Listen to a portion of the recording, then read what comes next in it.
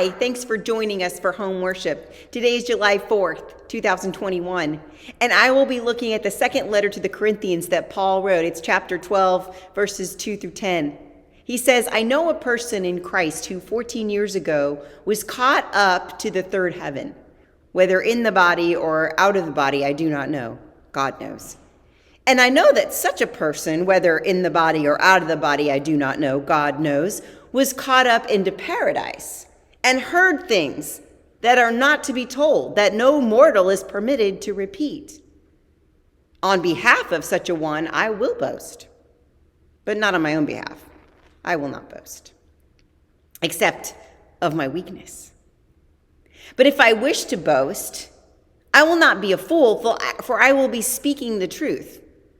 But I refrain from it, so that no one may think better of me than what is seen in me or heard from me. Even considering the exceptional character of the revelations, therefore to keep me from being too elevated, a thorn was given me in the flesh, a messenger of Satan to torment me, to keep me from being too elated. 3 times I appealed to the Lord about this, that it would leave me. But he said to me, my grace is sufficient for you.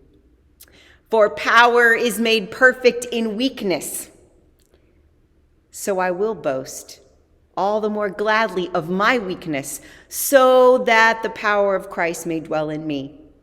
Therefore, I am content with weaknesses, insults, hardships, persecutions, and calamities for the sake of Christ.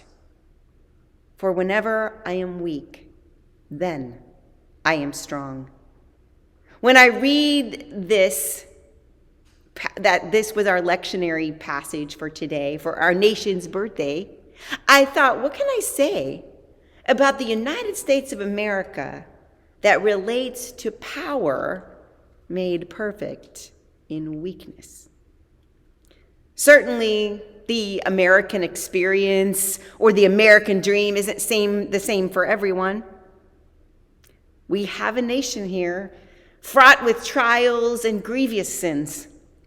Native people inhabited this land for centuries and were displaced. Hundreds of thousands of our population's ancestors were brought here to this land as enslaved persons. We have a history to contend with. As a nation, we have invented redlining and racial internment and mass incarceration, added those words to the dictionary. But we are also the nation that has a model for other nations to use for gaining civil rights. We are also the nation that has liberated other lands out from under the threat of totalitarian dictatorships. We are also the land where people have fought and died for the freedom to call out our systemic injustices. We are a nation that can learn its history lessons and change. It is the voices that speak truth to power, that urge us towards change. And when we hear those voices, we become, as a nation, the hope of the world. Now, what is it about the United States that other nations may look at us and say, well, that's a weakness? But in actuality, for us, it's a strength. So when I asked that question of our nation, what I came up with is our biggest challenge and our biggest strength, our diversity and our pluralism.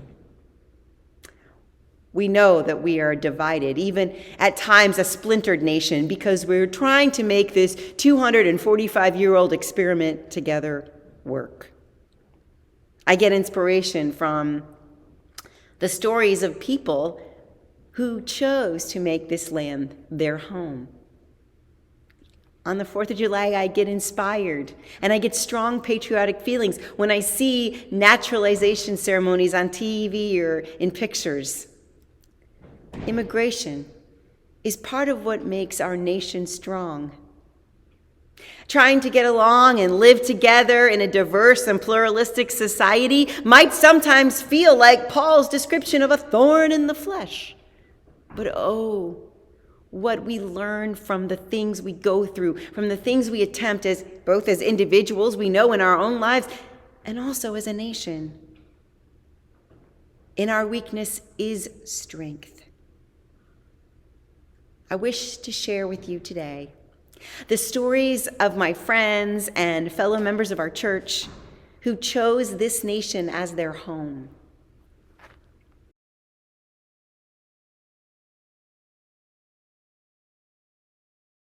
My name is Sheena Grease. I was born in Scotland. We lived in London. We were married in March of 68, and we came to the United States in July of 68. And we were only going to stay here for a few years. I'll say my husband had a contract in Englewood Hospital, Englewood, New Jersey. And so that was why we were coming here. And we were having our interview at the American Embassy in London. After the interviews and everything, we were sitting at his desk, and my husband said, "Oh, this is wonderful. My wife will work in the same hospital as me." And he just said, "Oh, no, doctor, I'm sorry, she won't.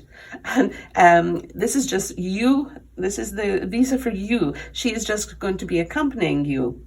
And he said, "Oh, no, she's a registered nurse and we've no children, we're just married, so she'll be working." And he's no, okay, he said, "This visa will not do then. You have to emigrate if you want your wife to work." So we both said, "Fine," and as Pastor Emily knows, ignorance is bliss on many occasions. So we said, "Fine, go ahead." So that was how we came to the United States.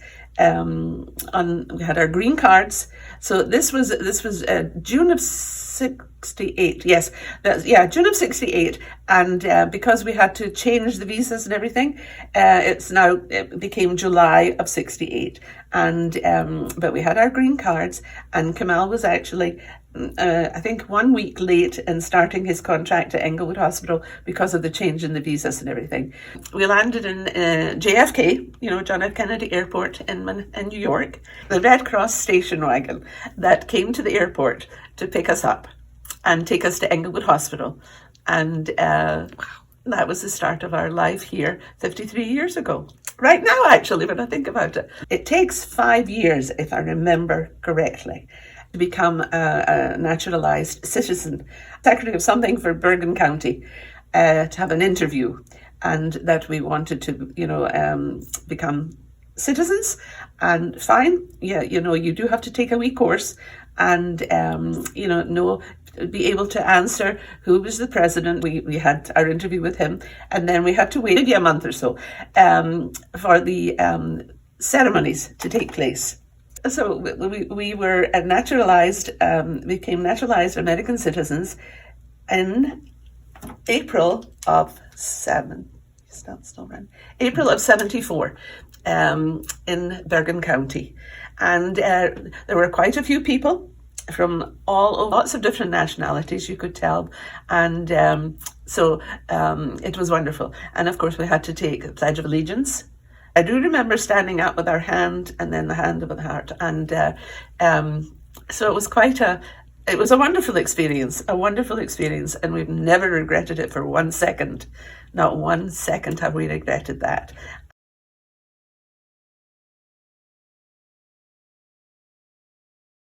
All right, my name is Ruth Mageria, and I was born in Kenya, and I immigrated to the United States in 1995 as a student. So I went to school for my master's degree in Baltimore, Maryland, on an F1 visa. And then when I moved to Palm Beach County and Cross Ministries, I applied for a religious workers visa, which was an H-1B visa, and that was in the year 2000. I finally got my H-1B visa. It took a really long time. It was a process, H-1B visa in 2004. And after I received my H-1B visa, then I applied for my green card and received my green card in 2008. And then after I received my green card in 2008, once you get your green card, you need to be to have it at least because I had gotten my green card as a worker. I needed to be a resident of the United States for 5 years before I could apply for my citizenship. But then in 2010, after only having my green card for 2 years, I relocated back to Kenya and was in Kenya for 3 years. And when I moved back here in 2013, I kind of started my residency process as a green card holder from scratch. And so last year, in September of last year, I applied for my citizenship, and I am currently awaiting to go in for my test and for my naturalization.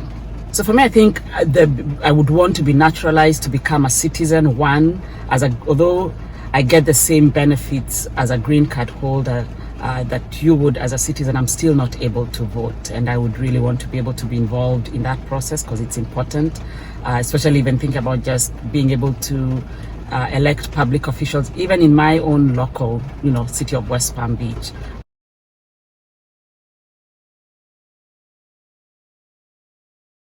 Okay, I'm Rosemary Munn, and I was born in London, Ontario, April 1943. I immigrated to Florida in September the 26th, 1963. And it was by choice that I came here, and I have never regretted 1 minute that I was here. Started the process in 1974, and papers, all kinds of papers, had to have certificates of my health, what have you, fingerprints. And that's just like before I came to the United States. It was fingerprints, x-rays, letters from the town, letters from the police that I was safe to come here. And when I immigrated, it was the same process. I finally had the test before I got my citizenship. July 19th, 1974, the day I got my citizenship, I went for the test. We had to turn in our passports for myself from Canada.